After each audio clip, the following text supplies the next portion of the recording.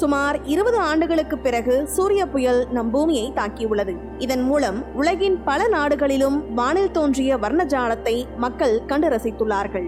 இந்த சக்தி வாய்ந்த சூரிய புயலால் சேட்டலைட் மற்றும் மின் கட்டமைப்புகள் பாதிக்க வாய்ப்புள்ளதாக வானியல் ஆய்வாளர்கள் எச்சரித்துள்ளார்கள். சூரியனில் நிகழும் பிளாஸ்மா மற்றும் மின்காந்த வெடிப்புகள் நம் பூமியை கடந்து செல்வது சூரிய புயல் என்று அழைக்கப்படுகிறது. இந்த காந்த புயல் பூமியின் வான்வெளியில் மாற்றங்களை ஏற்படுத்தி பல வர்ணஜாலங்களை நிகழ்த்தும். இந்நிலையில் சுமார் 20 ஆண்டுகளுக்கு பிறகு சக்தி வாய்ந்த சூரிய புயல் நம் பூமியை தாக்கியுள்ளது.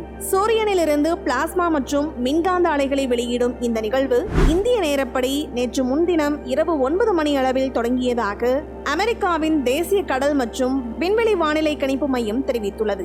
America, England, Germany, Switzerland, Denmark, Slovakia, Australia உள்ளிட்ட பல நாடுகளில் பல்வேறு நேரங்களில் பல வண்ண நிறங்களில் வானில் ஏற்பட்ட நிறமாற்றத்தை மக்கள் வெறும் கண்களால் கண்டு ரசித்துள்ளார்கள். குறிப்பாக இங்கிலாந்து முழுவதும் இந்த நிகழ்வு தென்பட்டுள்ளது. வானில் நிகழ்ந்த இந்த அபூர்வ வர்ணஜாலத்தை ரசித்த மக்கள் பலரும் அதனை புகைப்படமாகவும் வீடியோவாகவும் எடுத்து சமூக ஊடகங்களில் வைரலாக்கி வருகின்றார்கள். மேலும் அடுத்த சில நாட்களுக்கு இந்த சூரிய புயல் நீடிக்கும் என்று கணித்துள்ளதால் உலகம் முழுவதும் மக்கள் மத்தியில் ஆர்வம் ஏற்பட்டுள்ளது.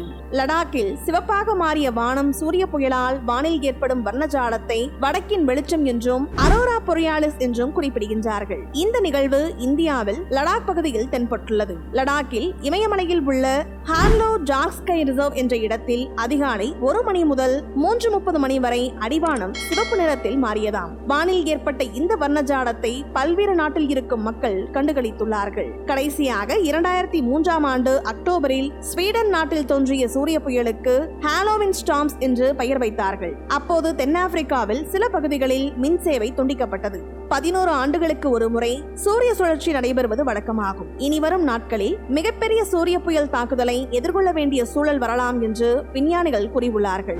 மேலும் எலன் மஸ்கின் ஸ்பேஸ் எக்ஸின் செயற்கைக்கோள் பிரிவான ஸ்டார்லிங்க் கடந்த 2 சதாப்தங்களாக இல்லாத சக்தி வாய்ந்த சூரிய புயலால் கடும் பாதிப்பை சந்தித்துள்ளதாக ஸ்பேஸ் எக்ஸ் நிறுவனம் தெரிவித்துள்ளது.